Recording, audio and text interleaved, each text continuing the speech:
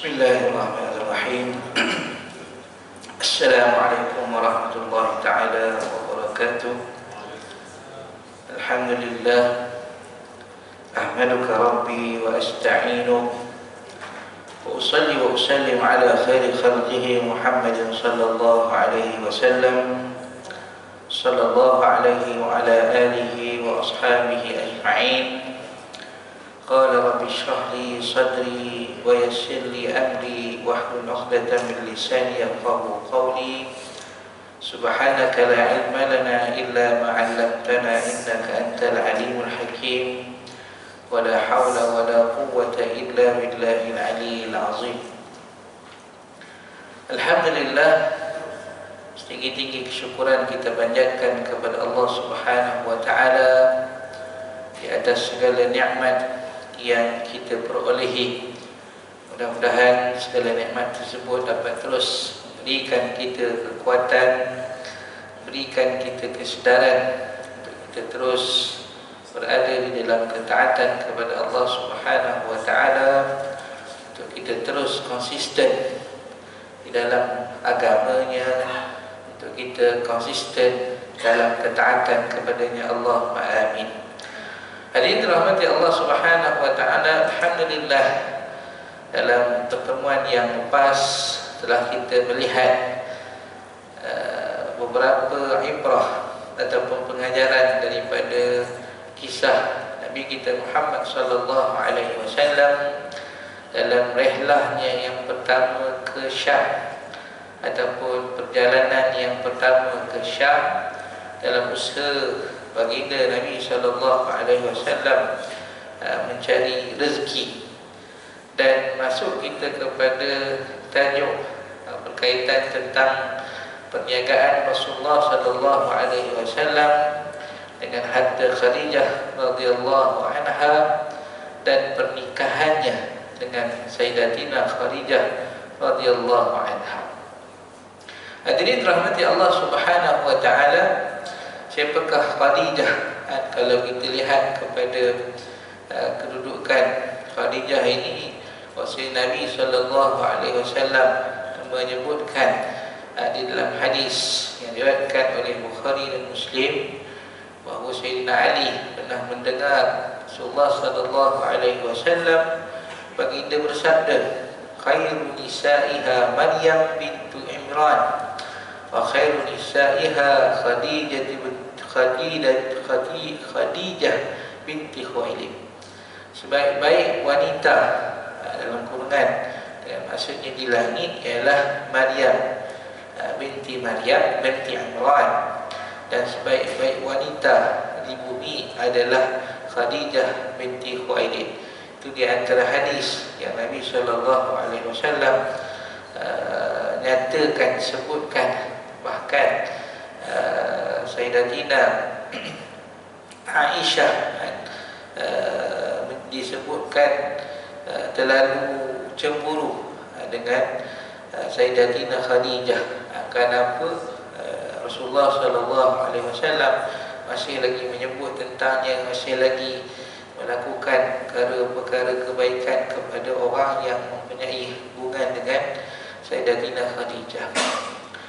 Sayyidatina Khadijah menurut riwayat Ibnu Asir dan Ibnu Hisham, dua tokoh ulama yang meriwayatkan sejarah ini, adalah seorang wanita pedagang yang mulia dan kaya.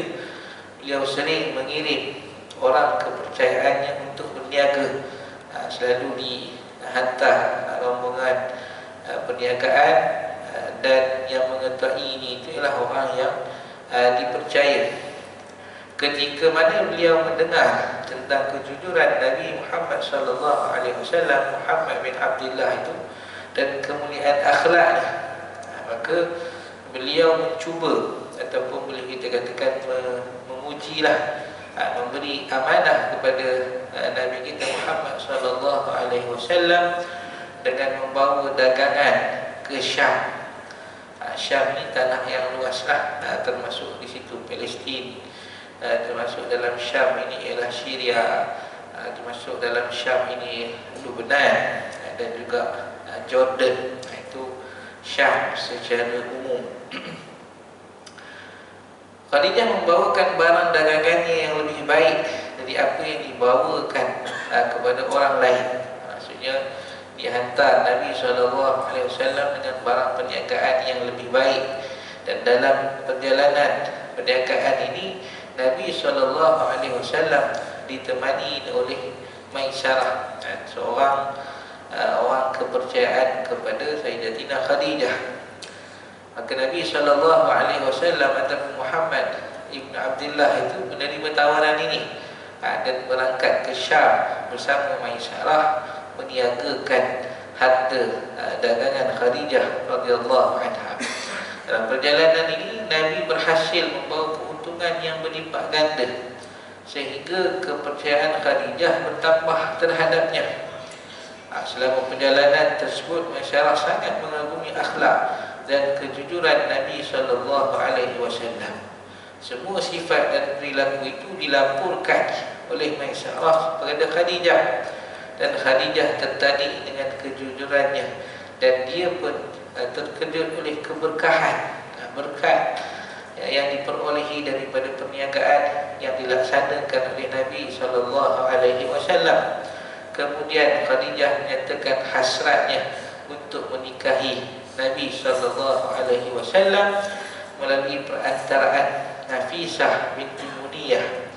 Maka Nabi SAW bersetuju, dan Nabi SAW menyampaikan hal itu kepada bapa saudaranya. Setelah itu mereka meminang Khadijah untuk Nabi SAW dari bapa saudara Khadijah, iaitu Amr bin Asad. Hasrat yang pertama itu dinyatakan oleh Khadijah, namun secara adatnya lah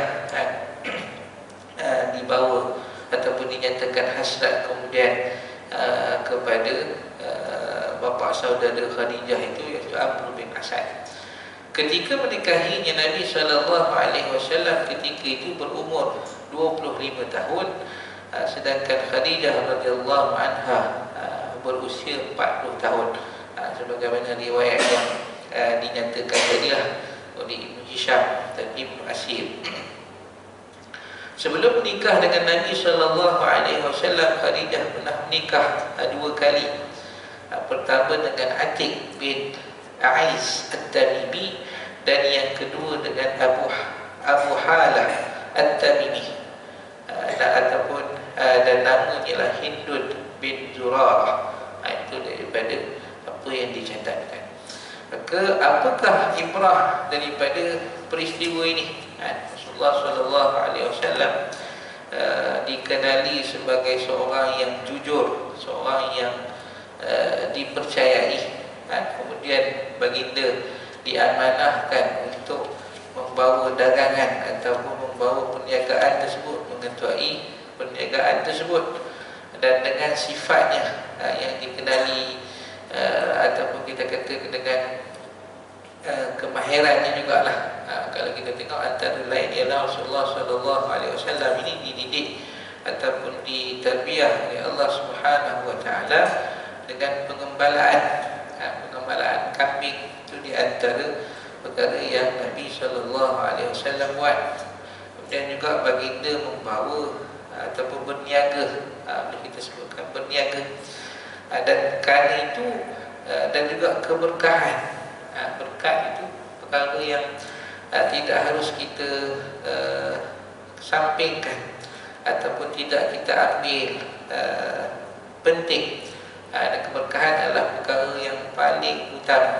Kerana itu apapun perkara asas yang kita buat, maka Rasulullah SAW mengajarkan kepada kita sekurang-kurangnya ialah dengan Bismillah, dengan nama Allah Subhanahu Wa Taala. Kerana itu disebutkan kullu amrin zibalin la yubda'u bi bismillah fahuwa aqta. Setiap perbuatan yang ada kebaikan, ataupun kita kata perbuatan baiklah, setiap perbuatan baik yang kita buat ataupun umumnya perbuatan kita itu la yubda'u bi bismillah, tidak dimulakan dengan bismillah, fahuwa aqta, maka perbuatan itu terputus. Apa yang dirasakan terputus daripada keberkatan. Maka itu di antara apa yang diajarkan oleh Nabi kita Muhammad sallallahu alaihi wasallam. Maka apa pun yang kita buat, maka dengan bismillah itu adalah doa daripada kita, mohon daripada Allah Subhanahu wa taala. Mudah-mudahan perbuatan kita itu berkat, perbuatan itu mendapat kebaikan. Kita memohon kepada Allah Subhanahu wa taala selain keberkatan, maka di sana juga ada pertolongan daripada Allah Subhanahu wa taala. Maka dengan keberkatan Nabi sallallahu alaihi wasallam, kalau kita tengok kisah sebelum ini bagaimana ibu susuan Nabi sallallahu alaihi wasallam, Halimah Sa'diyah, daripada kita katakan kesusahan yang beliau hadapi, kepayahan sebagai orang kampung ataupun kita kata orang yang susah lah. Kemudian dengan hadirnya Nabi SAW, maka keberkahan itu dapat dirasakan. Kebahagiaan, keberkatan, kemurahan rezeki dan sebagainya dapat dirasakan. Maka itu jugalah dengan kita. Banyak perbuatan yang dalam tindakan kita seharian, maka di sana diletakkan beberapa perkara yang dikatakan ada keberkatan berdasarkan kepada hari, ada keberkatan berdasarkan kepada waktu, ada keberkatan berdasarkan kepada tempat. Maka perkara tersebut perlu kita ketahui, perlu kita usahakan di mana tempat-tempat yang dikhabarkan ada kebaikan, ada keberkatannya, ada kita kata apa, janji daripada Nabi SAW. Antara yang mudah kita kata seharian ialah selepas daripada subuh. Ada apa dikatakan itu ialah waktu keberkatan untuk kita mencari rezeki di waktu pagi.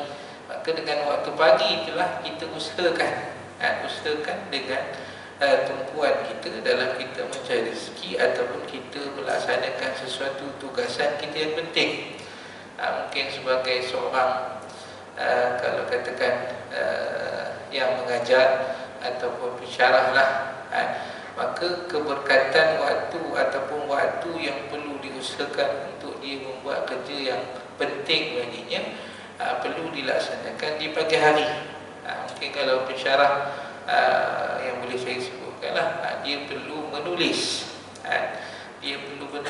maka penulisan itu dibuat pada waktu yang dikatakan, yang dijanjikan ada keberkatan. Begitulah juga apa perkara yang kita rasa penting kita buat, maka boleh kita laksanakan pada waktu yang dijanjikan tadi.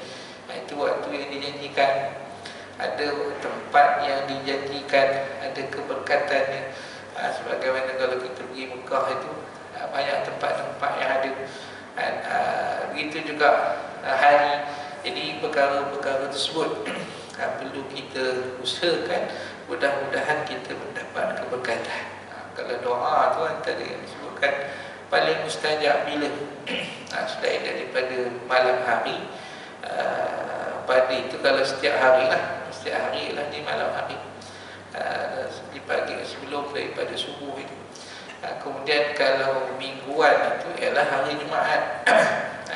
Bagaimana dikatakan selepas, ada yang katakan daripada imam berkhutbah itu, selepas daripada khutbah yang kedua, ada yang mengatakan di petang hari.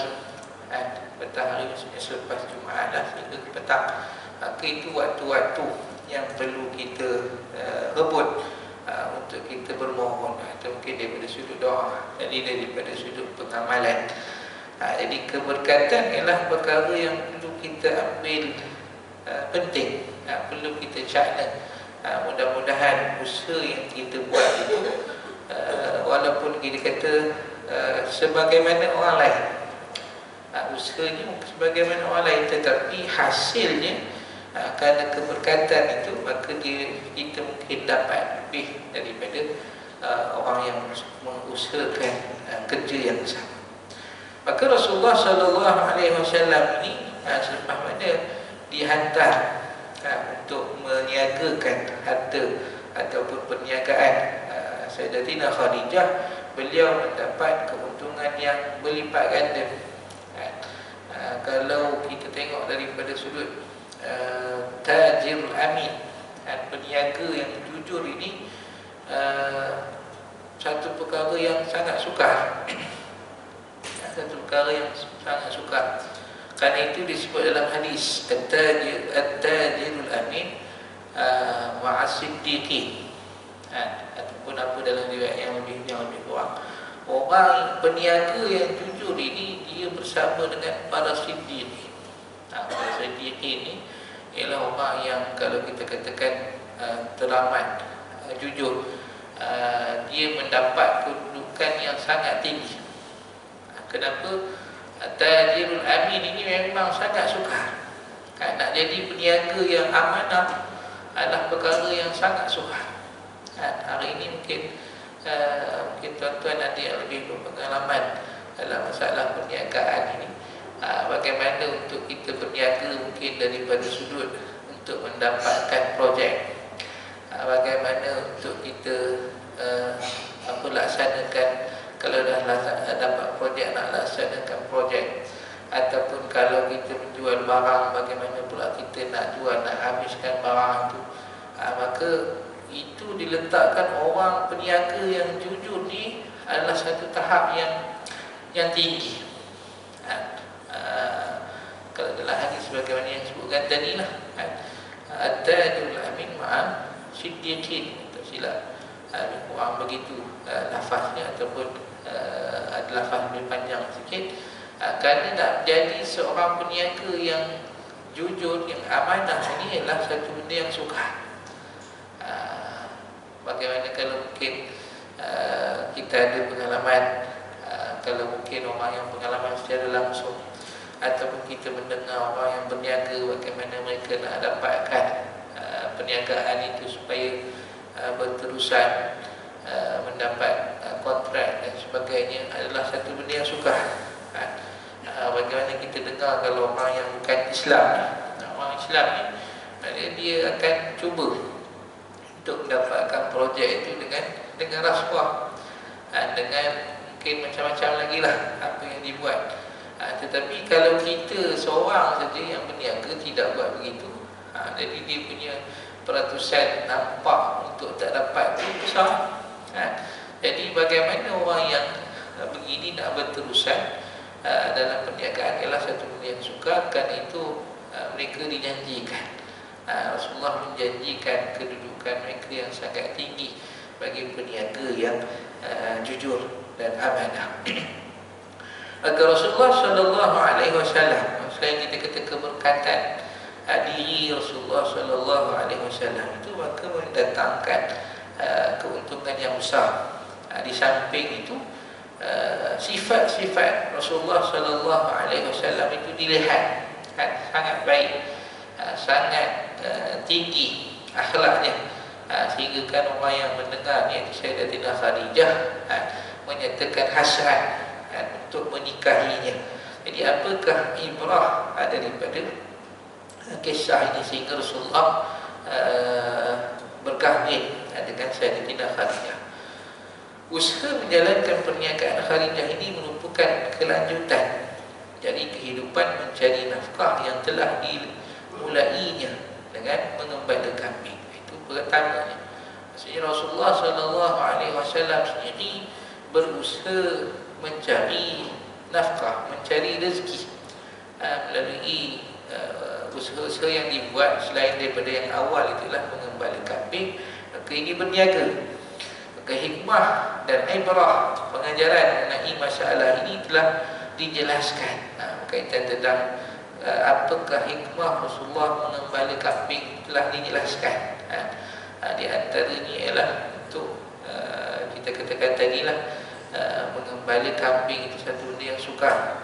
bagaimana kambing, kalau kita juga mungkin dapatkan maklumat daripada orang yang mengelola kambing dengan haiwan yang lain, bagaimana kambing ni agak manja sikit untuk dijaga berbanding kita kata lembu. Itu mungkin yang maklumat yang kita dapat. Mungkin ada lagi yang lebih banyak yang boleh kita dapatkan daripada apakah hikmah mengembala kambing ini dengan kita bersembah ataupun mendapatkan kisahnya, pengalamannya daripada orang yang mengembala kambing. Ini telah dinyatakan mengenai keutamaan dan kedudukan Khadijah dalam kehidupan Nabi SAW. Sesungguhnya dia tetap mendapatkan kedudukan yang tinggi di sisi Rasulullah SAW sepanjang hidup. Bagaimana yang kita sebutkan tadi, bahawasanya Sayyidatina Aisyah meriwayatkan daripada Imam Bukhari dan Muslim, dia berkata, ma ghibtu ala nisa'in Nabi sallallahu alaihi wasallam illa ala Khadijah. Aku tidak pernah cemburu kepada isteri-isteri Nabi sallallahu alaihi wasallam. Kenapa? Sayyidatina Aisyah juga adalah antara yang special lah sisi Nabi sallallahu alaihi wasallam. Dan dia juga mengatakan, aku tidak pernah cemburu kepada isteri-isteri Nabi sallallahu alaihi wasallam kecuali kepada Khadijah. Wa inni lam udrikuha, walaupun aku tidak pernah bertemu dengannya, walaupun tak pernah dan mudah meninggal. Sebagaimana kita maklum, Rasulullah tidak berkahwin yang lain suatu adanya Khadijah, sehinggalah Khadijah meninggal, Rasulullah berkahwin yang lain. Wa inni lam udrikuha wa qalat wa kana Rasulullah sallallahu alaihi wasallam idza dhabaha syat faqulu arsilu biha ila sidqa Khadijah, ila asdiqai Khadijah.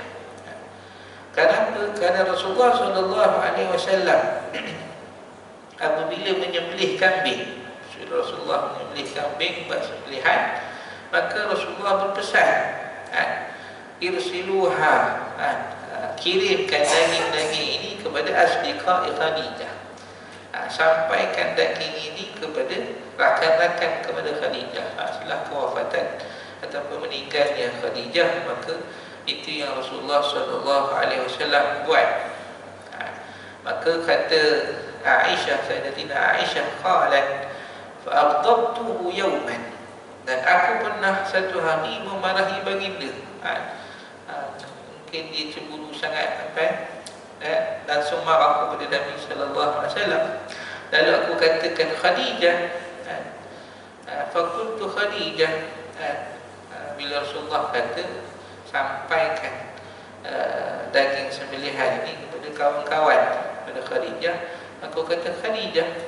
Wa qala Rasulullah sallallahu alaihi wasallam, Rasulullah menjawab, Rasulullah bersabda, inni qad ruziktu hubbah, sesungguhnya aku telah dikurniakan cinta. Itu yang Rasulullah sallallahu alaihi wasallam jawab. Maka di sini juga hadis yang sama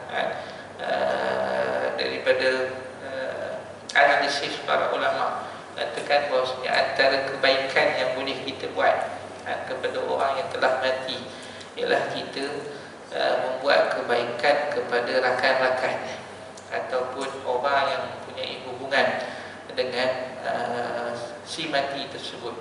Kalau Rasulullah sallallahu alaihi wasallam ini dengan Khadijah, kerana Khadijah itu maka dibuat baik, disampaikan daging sembelihan kepada rakan-rakan, kepada Sayyidatina Khadijah.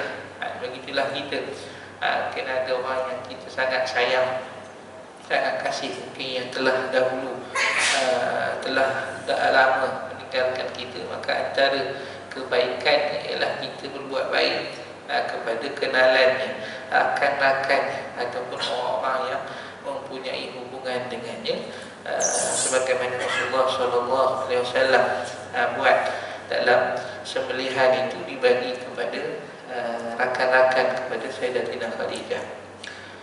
Daripada Ahmad dan At-Tabrani meriwayatkan daripada Masruq daripada Aisyah radhiyallahu anha, beliau berkata, kana Rasulullah sallallahu alaihi wasallam la yakadu yakhruj min al-bait hatta yadhkur Khadijah wa yuhsin as-sanaa 'alayha wa dzakaraha yawman min al-ayyam. Kata Sayyidatina Khadijah, hampir tidak pernah Rasulullah sallallahu alaihi wasallam keluar rumah sehingga menyebut Khadijah dan memujinya. Itu kata riwayat daripada Sayyidatina Aisyah. Aisyah menceritakan, fa dzakaraha yawman min al-ayyam, pada suatu hari Rasulullah sallallahu alaihi wasallam menyebutnya sehingga menimbulkan kecemburuan. Fa akhadtani al-ghirah fa qultu hal kanat illa ajuzan qad abdalaka Allah khairan minha. Sayyidatina Aisyah cemburu, lalu beliau mengatakan, kalau aku katakan, bukankah ia hanya seorang tua yang Allah telah menggantikannya untuk gantikannya dengan orang yang lebih baik. Wa ghadiba Rasulullah sallallahu alaihi wasallam, maka Rasulullah sallallahu alaihi wasallam sangat marah dengan apa yang disebut oleh Sayyidatina Aisyah itu. Rasulullah marah lalu bersabda, la wallah ma abdalani Allahu khairan minha. Demi Allah, Allah tidak menggantikan untukku orang yang lebih baik daripadanya. Amanat id kaffara an-nasu wa saddaqani.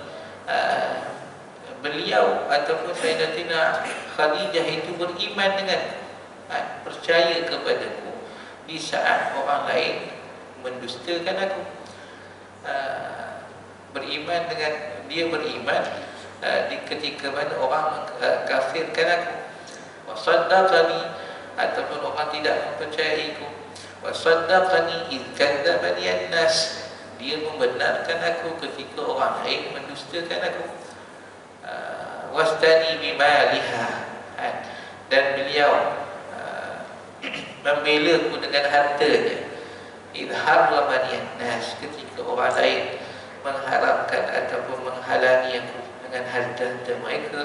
Wa razaqani Allahu minha, dan Allah Ta'ala mengurniakan daripadanya anak-anak duna ghairaha minan nas, tidak daripada isteri-isteri yang lain. Itu ketegasan Rasulullah sallallahu alaihi wasallam dengan kedudukan Khadijah bila mana Sayyidatina Aisyah mempersoalkan mengapa Rasulullah sallallahu alaihi wasallam menyatakan kelebihan, kedudukan, kebaikan Sayyidatina Khadijah di atas usahanya. Sehubungan dengan pernikahan Rasulullah sallallahu alaihi wasallam dengan Khadijah, kesan yang pertama kali didapatkan daripada pernikahan ini ialah bahawa Rasulullah sallallahu alaihi wasallam tidak memperhatikan faktor kesenangan jasadiah. Seandainya Rasulullah sangat memperhatikan hal tersebut, sebagaimana pemuda seusianya, saya beliau mencuri orang yang lebih muda atau minimal orang yang tidak lebih tua daripadanya. Perkara ini memperlihatkan bahawa Rasulullah sallallahu alaihi wasallam menginginkan Khadijah kerana kemuliaan akhlaknya di antara kerabat dan kaumnya, sampai ia pernah mendapatkan julukan Afifah Tahirah, iaitu wanita yang suci pada masa jahiliyah. Bukan kerana kekayaan, kalau daripada sudut kekayaan ini kekayaan lah, tetapi yang lebih utama bahawasanya keturunan Sayyidatina Khadijah itu juga daripada keturunan yang mulia, dan beliau juga mendapatkan pujian sehingga digelar sebagai Afifah Tahirah, wanita yang suci pada zaman jahiliyah. Pernikahan ini berlangsung sehingga Khadijah meninggal dunia pada usia 65 tahun. Sementara itu Rasulullah sallallahu alaihi wasallam mendekati umur 50 tahun tanpa berfikir selama masa itu untuk menikah dengan wanita atau gadis lain. Padahal usia antara 20 sampai 50 tahun merupakan masa bergejolak keinginan atau kecenderungan untuk menambah isteri kerana dorongan syahwat. Tetapi Nabi Muhammad SAW telah melampaui masa tersebut, tak pernah berfikir sebagaimana yang telah dikatakan untuk memadu Khadijah. Padahal andai beliau menghendaki, tentu beliau akan mendapatkan isteri tanpa bersusah payah menentang adat atau kebiasaan masyarakat. Apalagi beliau menikah dengan Khadijah yang status janda atau lebih tua daripadanya. Hakikat ini akan membungkam mulut orang-orang yang hatinya terbakar oleh dendam kepada Islam dan kekuatan pengaruhnya dari kalangan nasionalis, orientalis dan musuh-musuh Islam. Kalau kita lihat dari aspek ini, kalau nak diserang banyak sudut lah. Kalau saya dikenal Khadijah ini, maka dia katakan mungkin orang yang nak menyerang Nabi SAW, banyak juga perkara yang boleh diperkatakan. Selain dikatakan berkahwinkan, harta dan sebagainya. Tetapi ini antara jawapannya lah. Jawapannya bagaimana Rasulullah SAW berkahwin, bukan sahaja kerana kalau kekayaan itulah memang diketahui, tetapi yang lebih utama itu beliau adalah keturunan, bahkan kerabat kerabat yang dikenali nasabnya, yang diketahui akhlaknya. Kemudian Rasulullah SAW bersama dengannya dalam tempoh sehinggalah meninggal. Itu juga mungkin jawapan yang boleh diberikan. Itu kalau Sayyidatina Khadijah. Kalau dah Sayyidatina Aisyah pula, lain pula isunya. Dikatakan Rasulullah SAW berkahwin dengan orang yang muda, terlalu muda, 9 tahun. Itu dikatakan dijadikan isu juga. Itu kalau orang nak mencari isu, cuba nak menyerang tentang Rasulullah SAW. Hakikat mereka mengira bahawa dari tema pernikahan Rasulullah SAW akan dapat dijadikan sasaran untuk menyerang Islam dan merosak nama baik Nabi Muhammad SAW. Dibayangkan bahawa mereka akan mampu mengubah citra Rasulullah SAW di mata semua manusia sebagai seorang yang mahukan ataupun yang tenggelam kelazatan jasadiah, mahu kepada aspek tadilah, aspek seksual. Maka para misionaris dan sebahagian besar orientalis adalah musuh-musuh Islam, musuh yang menjadikan penikaman agama Islam sebagai yang dikatakan sebagai tempat tadi untuk mencari nafkah. Adapun para murid mereka yang tertipu kebanyakan musuh Islam kerana taklid buta, sekadar ikutan tanpa berfikir sedikit pun, apalagi melalui kajian. Ini berkaitan tentang orientalis lah. Sebagaimana kalau kita lihat kepada orientalis ini, tujuannya memang untuk mengkaji Islam itu secara umum. Kerana itu mereka digelar orientalis, maksudnya orang yang mengkaji ketimuran. Tapi sebenarnya timur yang dimaksudkan di situ ialah Islam. Maka diserang ataupun difokuskan kajian mereka itu tentang Islam, termasuklah tentang Rasulullah SAW. Pribadi Rasulullah SAW itu mana aspek yang boleh mereka jadikan sasaran, jadikan bahan untuk fitnah dan sebagainya. Kemudian antara lain ialah Al-Quran, di mana perkara-perkara yang boleh dijadikan serangan. Al-Quran itu bukan didatangkan berbagai syubhat, keraguan, supaya orang ragu-ragu Muhammad bin Abdullah itu, supaya orang ragu-ragu tentang kedudukan Al-Quran itu. Kemudian diserang lagi daripada sudut Arab itu sendiri, bangsa Arab itu sendiri. Kenapa dia berkait dengan Islam? Itu yang disebut sebagai orientalis. Banyak lagi lah aspek-aspek yang mereka masuk kaji. Itu orientalis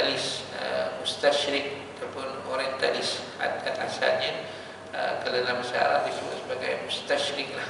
Mustasyrik syarqiyah ini kalau kita sebut ialah timur lah.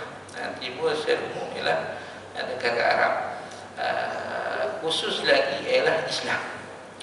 Bahkan kalau kita tengok dalam orientalis ini, mereka mengkaji Islam itu daripada sudut keseluruhan aspek, kemasyarakatannya, keilmuannya, ekonominya, geografinya, semua mereka kaji.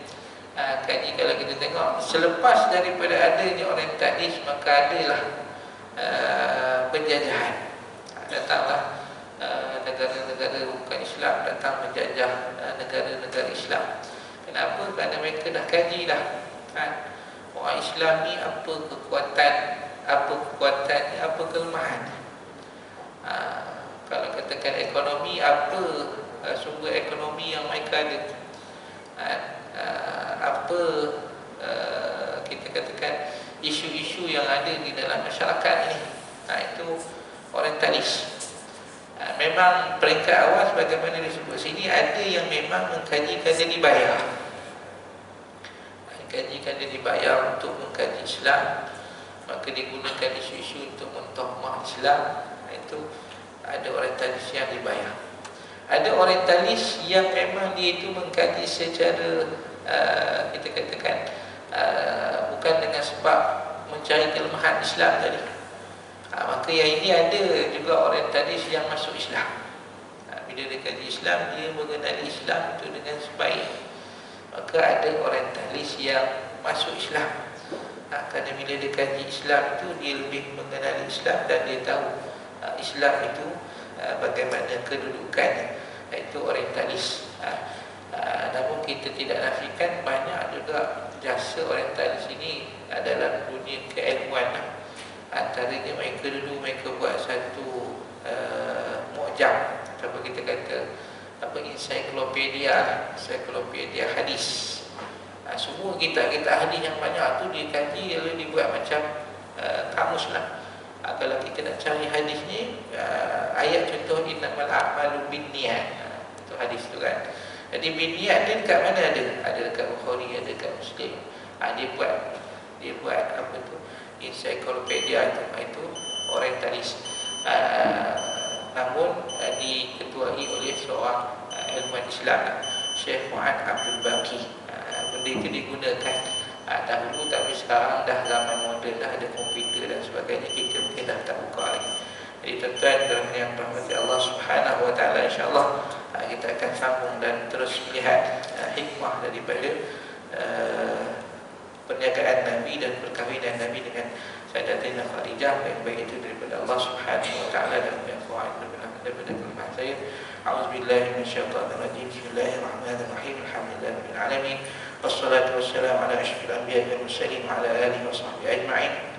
Allahumma ighfir lana ma akhtana wa ta'ammada wa asrarna wa a'lanna wa anta a'lamu bihi minna. Anta al-muqaddim wa anta al-mu'akhir, la ilaha illa anta wa la hawla wa la quwwata illa billahil 'aliyyil 'azim. اللهم اجعلنا من الذين يستمعون القول فيتبعون احسنه. اللهم انفعنا بما علمتنا وعلمنا ما ينفعنا وزدنا علما ولا حول ولا قوه الا بالله العلي العظيم. صلى الله على سيدنا محمد وعلى اله وصحبه اجمعين. الحمد لله رب العالمين. السلام عليكم